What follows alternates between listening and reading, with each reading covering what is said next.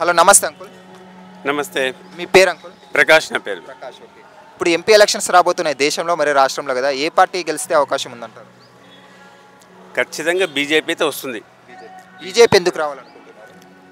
ఇప్పుడు last 10 years నుంచి మనం మోదీ గారు చేసిన కార్యక్రమాలన్నీ మనకు తెలుస్తూనే ఉన్నాయి.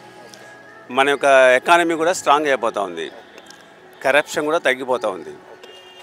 అటున్నప్పుడు వాళ్ళు చేసే అన్ని వాళ్ళ యొక్క ఉద్దేశం ఏంటంటే భారతదేశాన్ని మాత్రమే డెవలప్ చేయాలి, నెంబర్ 1 స్థాయిలో తీసుకువచ్చే పరిస్థితి ఓన్లీ పార్టీ బీజేపీకి మాత్రమే చెందుతుంది. అది మిగతా వాళ్ళ ఆలోచన అది లేదు, వాళ్ళ సెల్ఫ్ ఆలోచన తప్ప కంట్రీ గురించి ఆలోచన అనేది వాళ్ళ దాంట్లో ఆ పార్టీలో లేదు, ఏ పార్టీలో లేదు.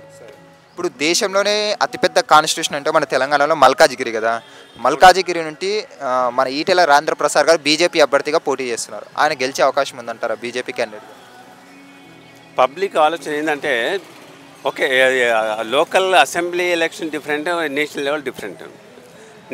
తన ఓటు వ్యాలిడిటీ కావాలి, దాని విలువ ఉండాలి అనుకున్నప్పుడు ఖచ్చితంగా ఈటెల రాజేంద్రకే వేయాలి.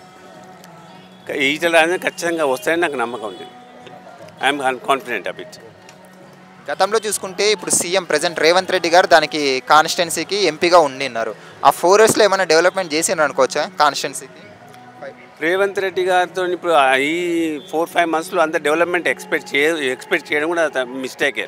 You cannot expect any sort of development within 4 months.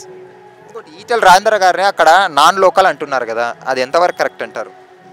ఇక్కడ లోకల్ నాన్ లోకల్ అనే సమస్య, క్యాండిడేట్ ఎటువంటి వాడు, వాళ్ళ నిజాయితీ ఏంటి ఉందా, అది ఇంపార్టెంట్. మనకు డెవలప్మెంట్ చేసేంత కెపాసిటీ ఉందా లేదా. సెంట్రల్లో నుంచి మంచి సంబంధాలు ఉన్నాయి కాబట్టి 100% డెవలప్మెంట్ చేసే అవకాశాలు ఉంటాయి, 100% ఉంటాయి.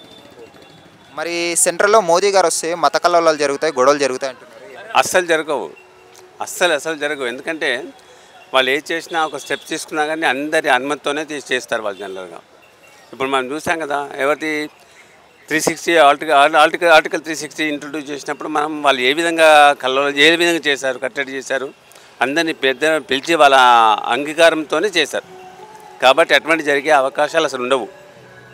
సో ఓవరాల్గా చూసుకుంటే బీజేపీ అనేది వస్తుంది అంటారు? వస్తే కాదు, రావాలి, ఖచ్చితంగా రావాలి. అదే ఏవిరా బిడాక్ ఇదేనా రావు కాక గదేంది మీరు ఓట్లేనికి పోలే? ఎవరికేస్తే ఏం లాభం, పెట్టిన దానికి 10 ఇంతలు సంపాదించేటోళ్ళే. తెల్లని అన్ని పాలు కావు, నల్లని అన్ని నీళ్లు కావు మోడీ చెప్పి. అవు మామా, మనం ఓటు వేస్తుంది మన ఆర్థిక వ్యవస్థను ఇంకా పెంచడం కోసం. ఎన్ని కష్టాలు వచ్చినా మన కోసం నిలబడుతున్న గొప్ప నాయకుడి కోసం. ఒకప్పుడు టెర్రరిస్టుల విధ్వంసాలతో, నక్సలైట్ల దాడులతో దద్దరిల్లిన నా నేల ఈ రోజు ఎక్కడా ఉగ్రవాదుల దాడులు లేకుండా, మతం పేరుతో మారణ హోమాలు లేకుండా ప్రశాంతంగా ఉందంటే కారణం మోదీ కాదంటామా? మోదీ గారి అడుగులో అడుగు వేస్తూ నేనుంటాను. మరి మీరు కమలం గుర్తుకి ఓటేద్దాం, బీజేపీని గెలిపిద్దాం. మోడీ మన అందరి నేస్తం, బీజేపీనే గెలిపించేద్దాం.